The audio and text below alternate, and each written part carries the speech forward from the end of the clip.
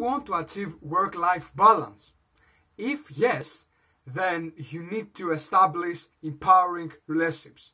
That's why today we're talking about how to have empowering relationships in and out of the workplace. This is Jimpanos, transformational career coach. I help inspire professionals across the globe to find their passion at work and transform organizations through well-being. And I'm accredited by the ICF, the International Coaches Federation, the largest coaches organization in the world. And I'm the creator of the Find Your Passion method, a unique coaching tool that helps professionals across the globe to find their passion at work. And I have a vision. My vision is to inspire 3 billion people in 195 countries by 2060 to find their passion at work. Because I really believe everyone, deserves a life full of happiness, and passion can play a key role here. Feel free, guys, of course, any comment, anytime to comment, in the comments below. Feel free to share this video with anyone you believe it might benefit from. Remember to subscribe to our channel to have access to much more valuable content, and give us a like to this video and to our Facebook page, Jimpanos Coaching. So let's dive in right away. So first of all, what's the value? Okay, why do you need to have empowering relationships in your life and at work? Okay, why? For the simple reason that it's all about people. Okay, we, not only do we survive, but we thrive by helping each other. And people are not an exception. In your work-life balance, of course. But no matter how obvious it might seem, yes, this is the case, and that's why it's so important for you to, to establish the right relationships in and out of the workplace. Out of the workplace, to surround yourself with the right people, and in the workplace is, be very transparent, and clear in terms of, what you can deliver, and, what you want, and, what you can't do, because these are very, very important. Expectations are crucial. So, this is the why, and let's dive in, even more, even deeper on that. So, first of all, in terms of the workplace, okay, how can you have empowering relationships at the workplace? So, there are 3 key ways to do that. So, the number one is honesty. As the owner of one of the biggest hedge funds in the world, Ray Dalio, says, with a net worth more than $1 billion, says, radical transparency. Okay, and that is very, very important. I'll explain in a few minutes. And number 2 is vulnerability. Okay, and number 3 is designed alliance. So let's start with number 1. Okay, honesty or radical transparency. Okay, why is it important? Because what you do need at work is 2 things actually. Okay, in terms of the relationships.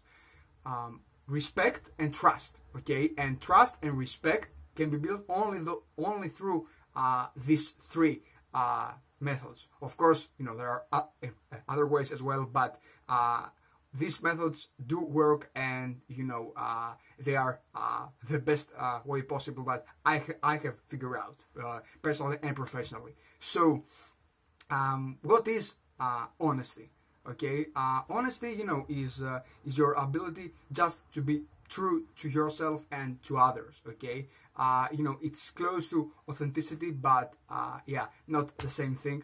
It's it's all about your personal integrity. Okay, and it's very, very important if you do want to have meaningful relationships. Okay, so it's all about, first of all, getting clarity. Okay, on what do you want, on what you want.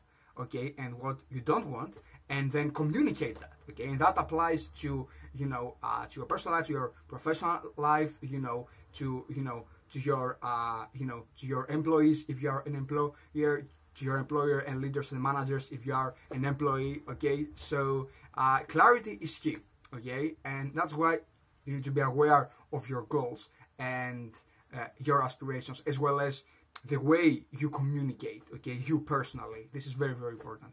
So number one, honesty or radical transparency. Number two, vulnerability, and this is not a weakness. Okay, the myth says vulnerability means you can't manage your emotions, and you don't have self-control. No, it's not lack of self-management skills, not at all. It's widely misunderstood. Vulnerability is power, is your ability to communicate authentically yourself. Okay, and this is so much needed in the workplace. Because imagine how would be your relationships at work with your colleagues once everyone just felt just okay and fully and had full permission to be themselves and express themselves.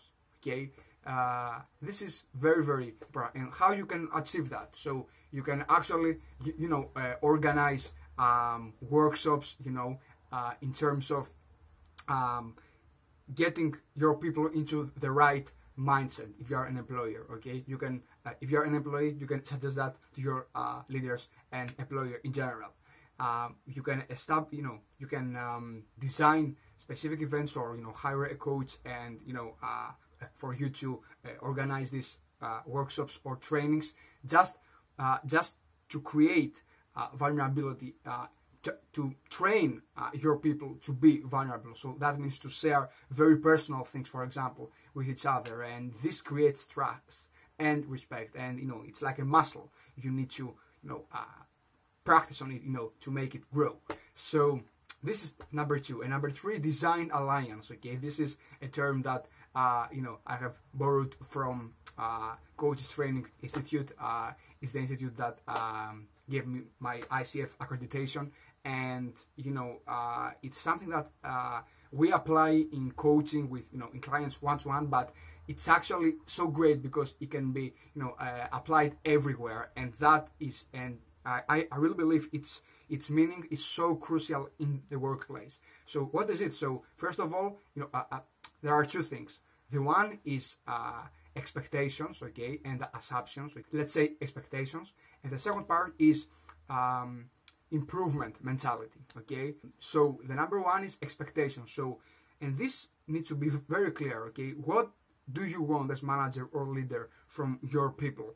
Okay, be very, very clear. What do you want? What are your assumptions? Okay, and communicate them clearly. Okay, tell them this is what I expect from you. Okay, and same applies for employees. Okay, so both both parties need to be very clear on this.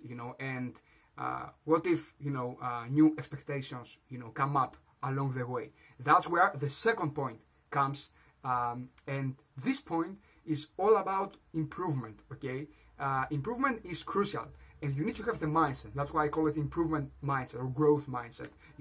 And it's all about, okay, that didn't work, for me or for you or for both. What can we do to make our relationships better? Okay, don't start to complain or blame others, or just waive your responsibility, at least regarding your part of responsibility. Take on and the part that that has to do with your personal duty and responsibility, and besides that, go for understanding the other side. Okay, this is very important. So ask yourself this question: what can I do to make this relationship better? Okay, what can I do to make this relationship better? Okay, it is very, very, very important. So these are the three ways, and who should communicate. So I really believe that as long as you have watched this video so far, whether you're an employer or an employee, you need both. You need to do. But many surveys and studies have shown that the employees expect from their managers and leaders to be transparent in their expectations, okay, and to encourage them to be honest and open in the workplace. So yes, the ball, let's say, is on your side. at least in terms of the public opinion. So don't wait, take action, take initiative as a leader, okay, in your organization, and you will reap the benefits of it. So this is value of relationships in the workplace. But what about out of the workplace? How can you establish meaningful relationships out of work in order to achieve work-life balance? Two things. Number one, okay, surround yourself with the right people, and these are people who encourage you and empathize, with you. And you don't want people who are toxic, and by toxic I mean who just discourage you or just negative. Okay, surround yourself with positive and encouraging people, and you will have empowering relationships. And the number two is ask them, communicate them your need to to be supported by them. Okay, on what? On your goals, on your aspirations, workload, you name it. Okay, but you need to ask for their support in order to get it. Okay, and of course, last but not least, the bonus, the workload. Okay, if you are a self-employed, you need to reduce your workload. Even if your career is your number one priority, because sometimes we might have some great downsides if we are too focused on just one area. Okay, and same applies for employers. Okay, you need to reduce the workload because it's considered to be among the top, if not the top, factors that increase stress levels at the organizations in the UK and across the globe. This is Jim Panos, and I hope that you did enjoy this live. And if you did like our video, give us a like, go to our Facebook page, Jim Panos Coaching, give us a like there. You will have access to much more valuable content. Subscribe to our channel, or go straight to our website, jimpanoscoaching.co.uk, to have access to much more valuable content. Take care.